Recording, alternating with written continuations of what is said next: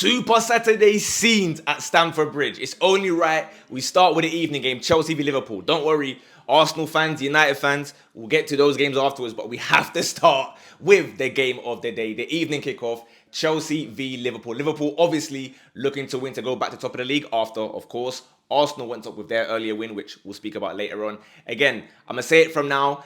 This setup is going to be very higgy-haga. I've not got my computer or no editing stuff here. I'm just going to be yapping for like 20 minutes. So please, if you appreciate the daily videos, even when I'm chilling in Moldova, you better subscribe, you better like, keep the algorithm booming so that when I'm back next week, we can move on forward on the road to... I can't even point to the plaque because the plaque ain't going there, bro. This is Moldova, bro. Anyway, Chelsea, Liverpool. Listen, I can't lie to you. Stunner.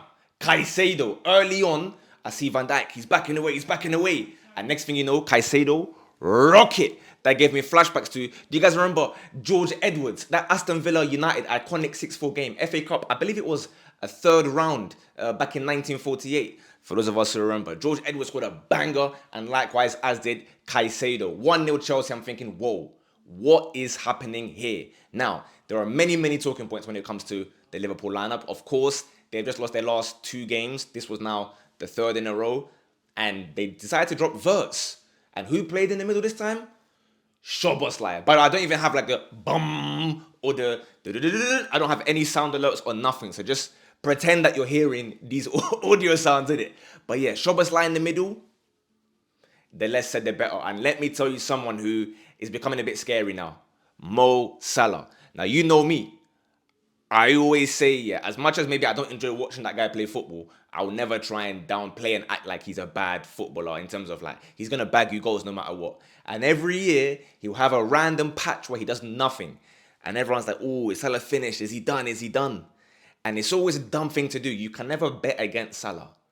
But if I was someone that way inclined, that I was a fan of maybe a cheeky little flutter here and there, Father Time may have caught him. I'm not going to say it yet. But this guy was bad. Like, I'm talking, his touch was baggy. His shooting was flying into, over the... You see where Chelsea have that sign, World Champions, up in the ceiling, bro? It was hitting that. I said, oh, no. This is bad.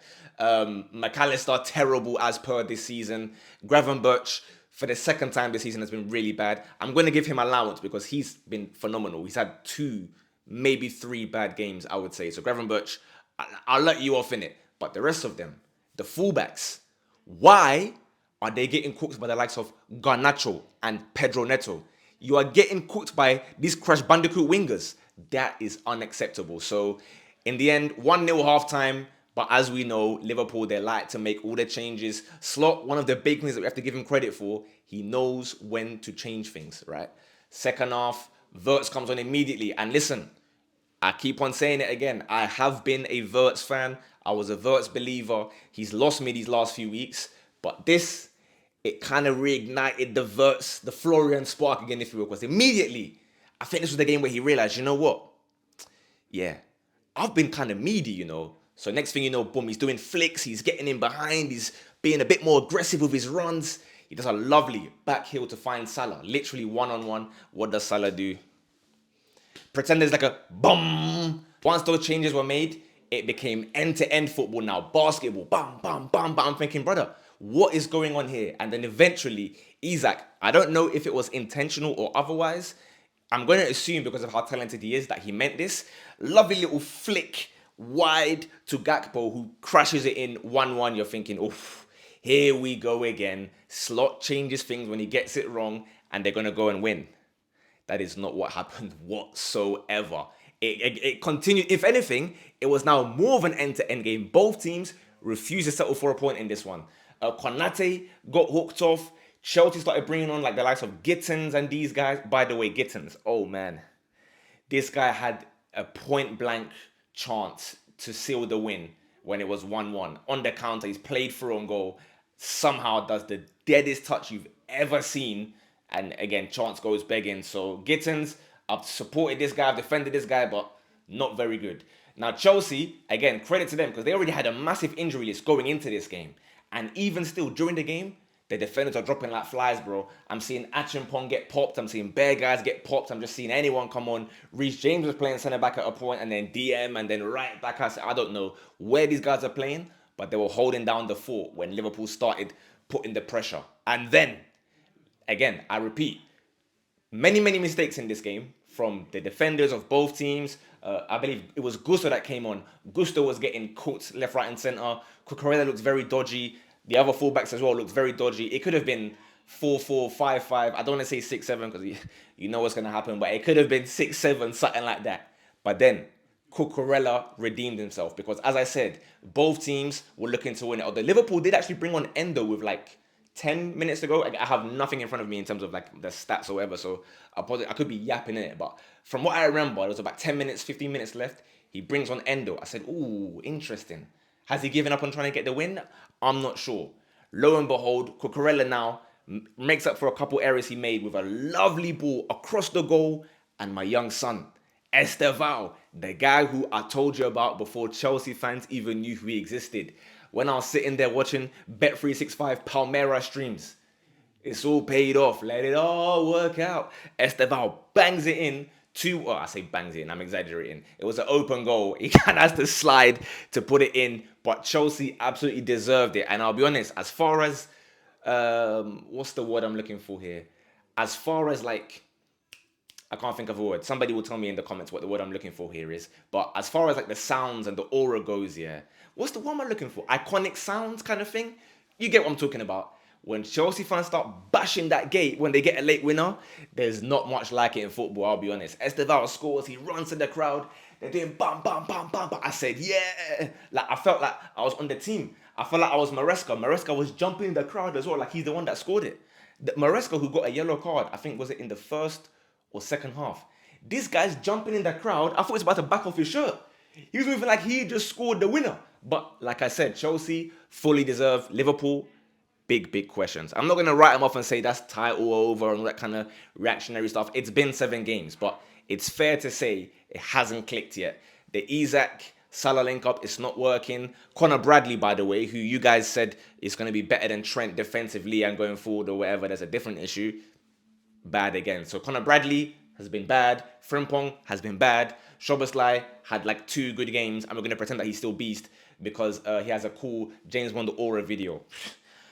As far as I'm concerned, I keep on saying it, I will never be gaslit. People keep on calling me a hater for not rating this guy as a midfielder. Guys, he's really bad. What does he offer other than running? Anyway, Liverpool lose again, despite chucking on Ekitike and these guys.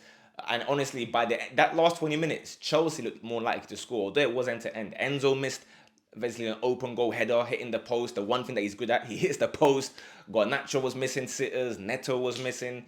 Caicedo had another banger. So full credit to Chelsea. Completely deserved that win.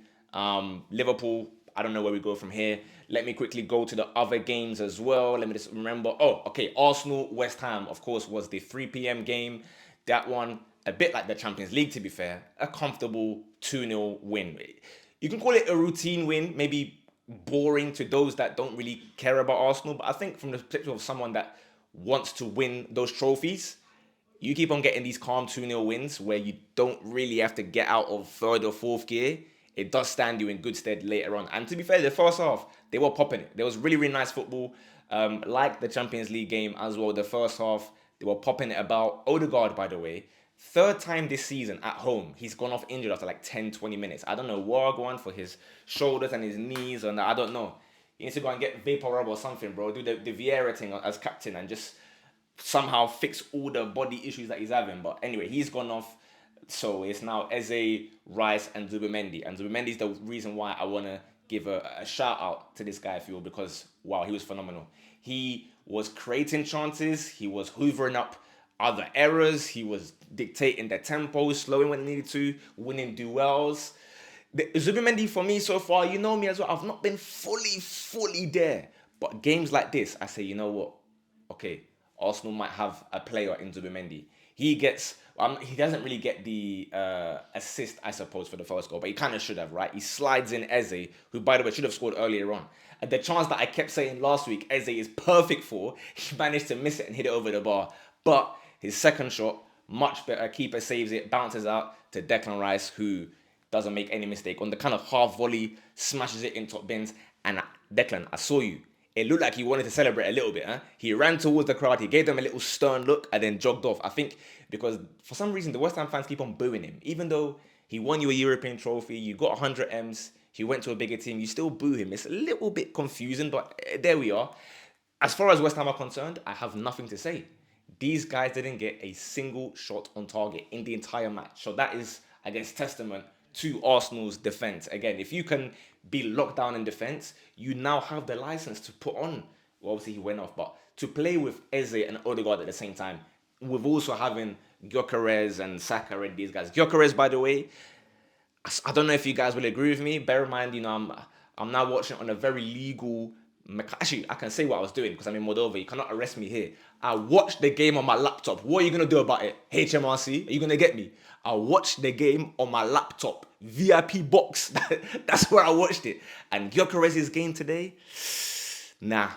I think this was probably his least impressive game so far. After coming off the back of a couple much better games, in my opinion, despite not scoring, this was back to like the beginning of Gyökeres, or the Gyökeres that I described to you guys before he was linked to Arsenal or United or whatever. Not great from him, but luckily he wasn't needed. Second half, they got a penalty, and I was intrigued. And I think you guys that bang out FPL, you were also intrigued.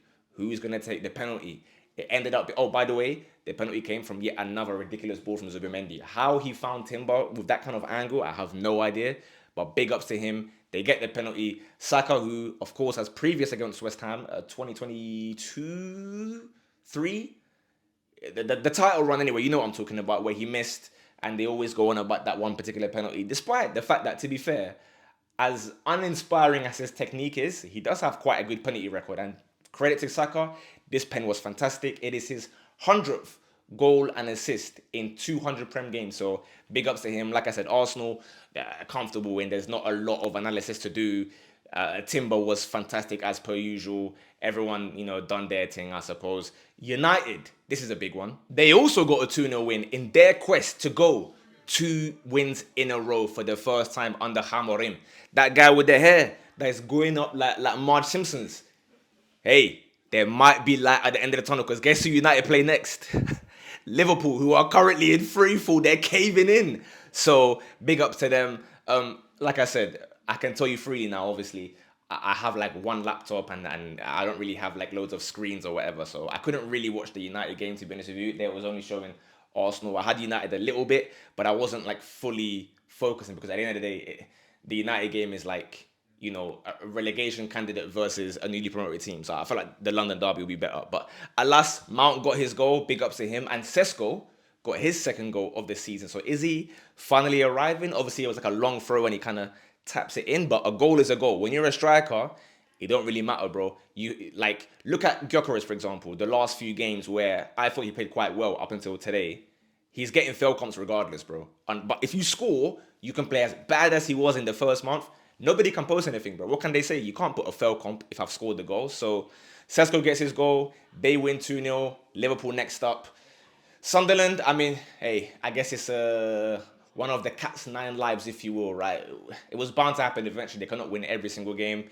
Quickly, before we get to Italy, Spain, and whatnot, there was one more game in the Barclays. That was Leeds against Spurs. I watched that one at lunchtime, actually, the full game.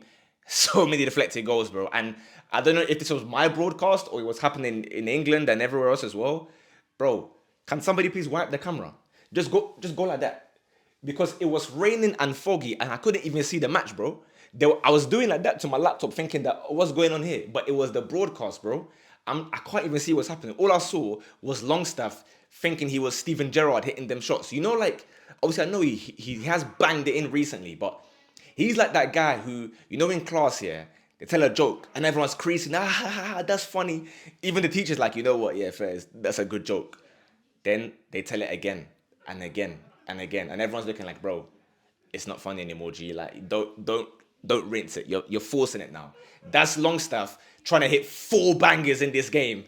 All over the bar, over the whole stadium. Anyway, Tell opens a scoring. Deflected goal. Leeds do get an equaliser, probably deserved as well. Leeds did have a lot of very good chances that were squandered by Dominic Calvert-Lewin, I shake my head, bro. We talk about striker performances today. This might be the worst one today, bro. This was just, oh man, having to watch Dominic Calvert-Lewin free of charge with my own free will. I even feel like I've been robbed, bro. And I watched it on VIP Box website. Unbelievable. And then obviously my Ghana brother Kudus does get the winner. Deflected goal, but again, a win is a win. He goes and does his sitting on the stool celebration. Fair play to him. Let's fly to Italy because I'm going to be so real with you. Madrid's game, I'm like 2 hours ahead of you guys in the UK. So Madrid's game's going to finish at midnight. And I assume everyone in the house is going to be sleeping. So I'm going to just tell you from now, as a prediction, Madrid, congrats on your 2-0 win against Villarreal. Mbappe cooking again. Over to Italy, there's just one game here. It was an Internazionale versus Cremonese, Vardy's new team, if you're unaware. Vardy hasn't really been getting minutes too tough yet. But in terms of strikers we spoke about today, it was the Bonnie show. He was linking up with Lautaro in that front two not for the first time, but it looked seamless as if he had been doing it for 10 years. He gets a goal, he gets 3 assists. Obviously, DeMarco on the score sheet as well. Inter comfortable. Their 3rd win in a row. They had a bit of a shaky start, right? They won their opener, lost a few, but now they're building a little win streak to get back up into 4th in Serie A, I believe it is. So big up to them.